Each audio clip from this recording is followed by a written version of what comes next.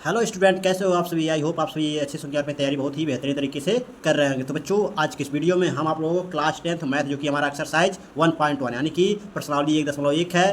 तो आज के जो हमारा क्वेश्चन है वह क्वेश्चन तीसरा से हम आपको क्वेश्चन 7वें तक का पूरा इस 1.1 को पूरा कंप्लीट करा देंगे। पिछली वीडियो मैंने आप सभी को 1.1 के जो कि दूसरा क्वेश्चन बताया था उसको नहीं देखे हैं, जाकर देख लीजिएगा, प्ले लिस्ट बॉक्स में मिल जाएगा। ठीक है, तो आज का टॉपिक है, चलिए देखते हैं बिना देरी किए। तो चैनल पर नया हो चैनल को सब्सक्राइब जरूर कर लीजिएगा, नोटिफिकेशन ऑन कर लीजिएगा इसी तरह वीडियो देखने के लिए। तो चलिए स्टार्ट करते हैं बिना देरी किए। तो पहले हम आपको क्वेश्चन दिखा देते हैं। तो ये देखिए, ये आपका क्वेश्चन है, यहाँ पर दिया है। देखिए, ये मैंने बताया था कल की क्लास में। आज की क्लास में हम ये बताएंगे। देखिए, तीसरा है अभाज्य गुणनखंड विधि द्वारा निम्नलिखित पूर्णांकों के एचसीएफ और एलसीएम ज्ञात कीजिए। यानी कि इसमें जो है एचसीएफ है और एलसीएम, इनको अलग अलग निकालना है। ठीक है, तो दिया है पहला 12, 15 और 21, ये दिया है पहला क्वेश्चन। तो पहला क्वेश्चन जो कि मैंने यहाँ पर लिख लिया है। अब इसको कैसे सॉल्व करेंगे चलिए देखते हैं। तो देखिए, आपको कुछ करना नहीं है, 12 का यहाँ गुणनखंड निकाल लेना है ऐसे। ठीक है, अच्छा निकाल लेना है। 2 छक 12, 2 तियाँ 6, 3 एक 3। ठीक है, 12 का हमारा कितना निकला? निकला 2 गुने में 2 गुने में 3, ये निकला। ठीक है, उसके बाद 15 का अलग निकाल लीजिए। तो 15 का देखिए, 15 के यहाँ पर निकाल लेते हैं। 3 5 15, 5 1 5। ठीक है, यानी कि 3 गुणा में 5। उसी प्रकार आप 21 का निकाल लीजिए।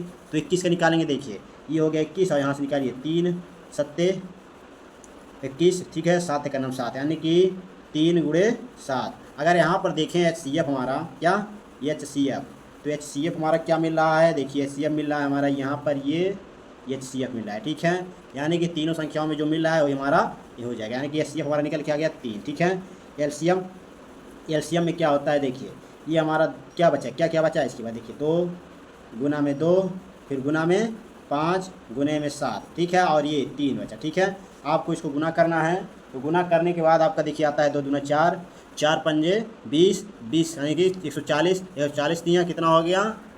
ये हो गया आपका 420। ठीक है, कितना हो गया? 420। 2 दूना 4, 4 पचे 20, 20 और 20 और 7 में गुणा करेंगे आएगा आपका ये 140 और 4 42 यानी 420 आएगा। ठीक है, ये पहले क्वेश्चन का आंसर है। तो चलिए अब दूसरा क्वेश्चन देख लेते हैं। दूसरा क्वेश्चन हमारा यहाँ पर है ये 17, 23 और 29। ठीक है, इसको चलिए नोट करते हैं, उसके बाद इसको लिखते हैं। तो देखिए, दूसरा क्वेश्चन लिखेंगे 17, उसके बाद 23 और जो है आपका 29। ठीक है, तो इसका निकालेंगे। तो देखिए, आपका 17 जो है ये खुद से कटेगा। ठीक है, खुद से कटेगा, यानी कि और किस संख्या से नहीं कटेगा। उसके बाद 23 जो है ये भी आपका जो है खुद से कटेगा। ठीक है, उसके बाद हमारा जो है 29, ये भी खुद से कटेगा। यानी कि हम कहें इसमें तो 17 का जो आया वो 17 आया, और 23 का जो आया 23 आया, 29 का जो आया कितना आया? 29 आया, ये आ गया। ठीक है, अगर यहाँ पर देखा जाए तो इसका सी एफ ज्ञात करेंगे तो यहाँ पर एक भी अंक नहीं मिल रहा, लेकिन यहाँ पर देखिए इसी गुने में 1 करें तो यही आएगा। ठीक है, इसके गुने में 1 करें यानी कि हमारा एक जो है ये हमारा हो गया कितना? एच सी एफ हो गया। ठीक है, उसके बाद एलसीएम, क्या? एलसीएम, एलसीएम करेंगे, इन सब का गुणा होता है 23, उसके बाद आपका 29, इन सब का गुणा करेंगे तो आपका गुणा करने पे आएगा 11,339। ठीक है, ये गुना कर लीजिएगा आप सभी, तो इतना आएगा। ये दूसरा क्वेश्चन है। उसके बाद हम देखेंगे तीसरे क्वेश्चन को। तो तीसरे क्वेश्चन में देखिए आपका दिया यहाँ पर तीसरा क्वेश्चन 8, 9 और 25 ये दिया है। चलिए इसको नोट करते हैं, उसको सॉल्व करते हैं।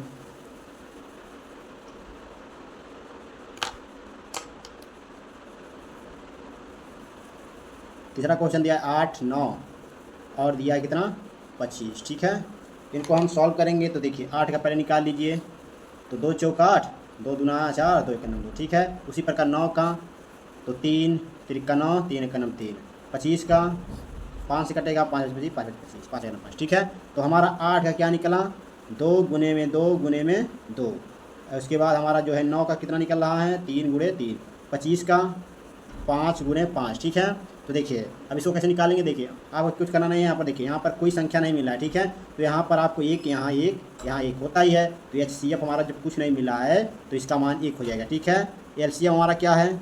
एल सी एम को देखिए, एल सी एम जो है हमारा इन सब का गुना हो जाएगा, यानी 2 गुने में 2 गुने में 2। ठीक है, और 3 गुने में 3 गुने में 5 गुने में 5, ये है। ठीक है, इसका 8, 9 9 72, 72 गुने में 25।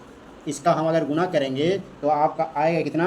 इसका आएगा 1800। कितना आएगा? 1800। तो एच सी एफ हमारा ये निकल गया, और जो आपका एल सी एम है वो निकला 1800। कितना निकला? 1800। तो इसको नोट कर लीजिएगा। चलिए हम अगली क्लास में एक जो अगले क्वेश्चन को देखते हैं। यानी क्वेश्चन नंबर हमारा जो है यहाँ पर दिया, क्वेश्चन नंबर चौथा कितना दिया है, चौथा। HCF 306 657 बराबर 9 दिया है। तो LCM 306 657 ज्ञात करना है, यानी इसका LCM का मान ज्ञात करना है। HCF का दिया है 9 और LCM का को ज्ञात करना है। चलिए ज्ञात करते हैं। चलिए देखिए आपका चौथा क्वेश्चन में देखिए दो संख्या दिया है, क्या दिया है 306 और दिया है 657, ये दो संख्या दिया है। इसका HCF क्या किया है, HCF हमारा दे दिया है 9, ठीक है। LCM जो है इसका मान को ज्ञात करना है। तो देख लीजिए आप क्वेश्चन एक बार फिर से दिखा देते हैं। देखिए क्वेश्चन में देखिए ये आपका दो संख्या दिया है और HCF बराबर यानी कितना दिया 9 दिया है। LCM हमारा देखिए दो संख्या दिया, इसमें ज्ञात करना है LCM, ठीक है। तो हमारी जो पहली संख्या है, पहली संख्या हमारी कितनी है 306, तो यहाँ लिखेंगे पहली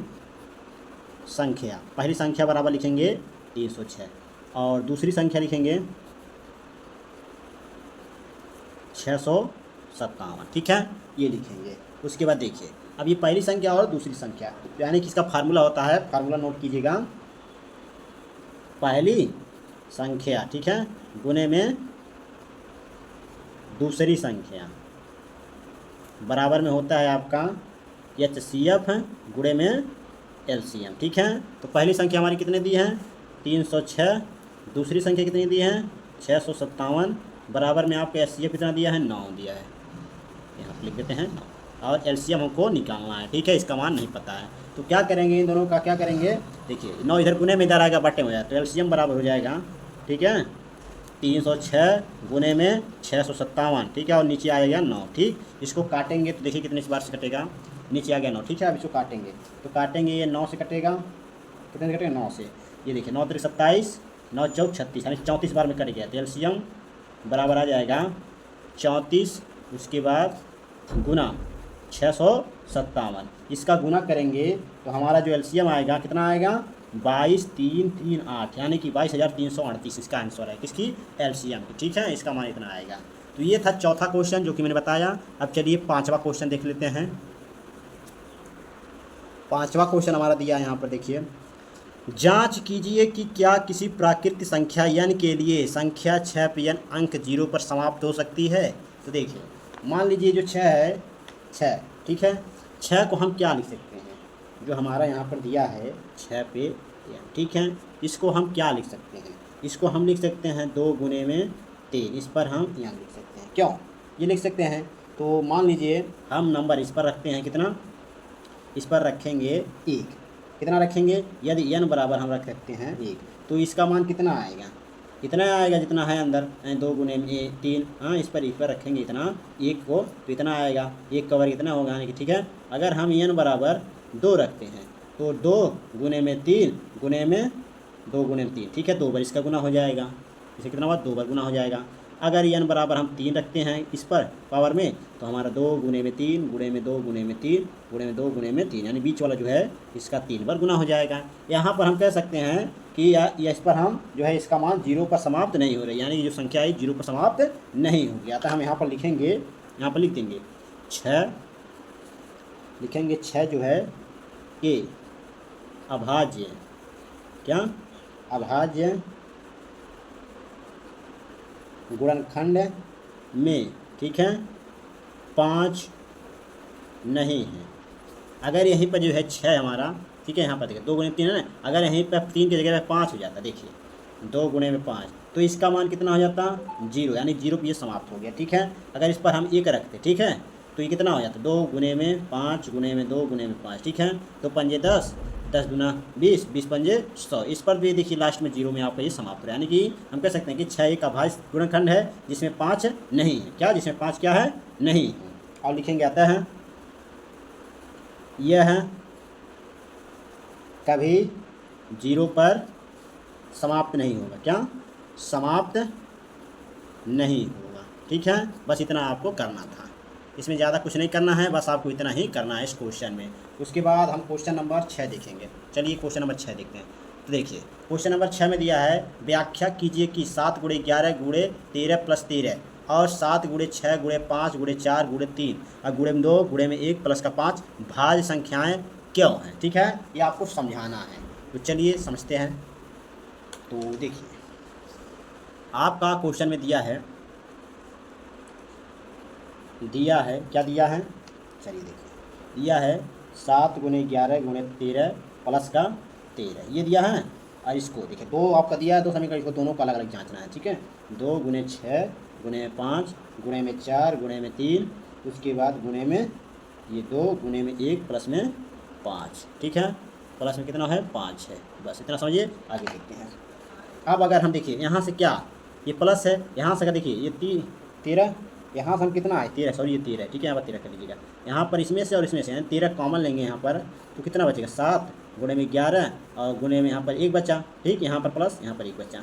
अब देखिए 13 ये 7 का यानी कि ये हो गया 11 और 1 यानी कि 77 हो गया, प्लस का 1 ये आ गया 13 और ये हो गया 78, कितना हो गया 78, यानी कि 13 गुणे में 78 ये हुआ।